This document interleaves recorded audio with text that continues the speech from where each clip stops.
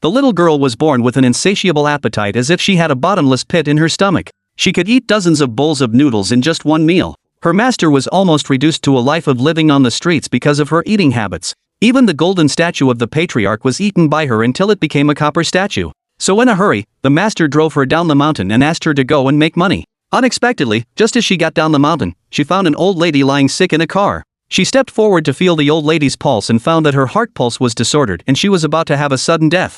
Immediately, she took out the treasured pills from her pants pocket and gave them to the old lady to take. However, the bodyguards thought the little girl was just fooling around and quickly drove her away.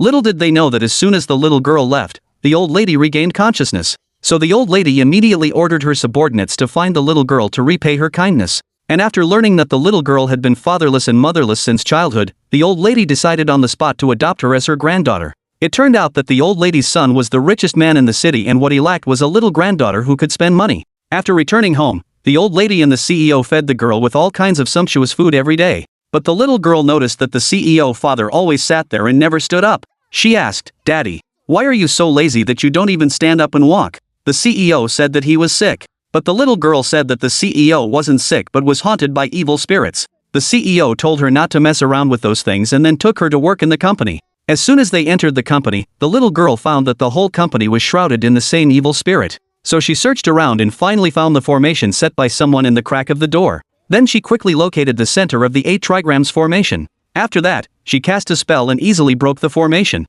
It turned out that the owner of this office was the CEO's cousin. He had always been coveting the power of the group, so he set up the formation to exchange luck with the CEO. Now that the formation had been broken, he would suffer 100 times the backlash. The next day, the CEO took the little girl to a charity auction. Unexpectedly, they happened to meet the cousin there. The cousin immediately ridiculed the CEO for adopting a little beggar as his daughter. Hearing this, the little girl immediately made a gesture of vomiting.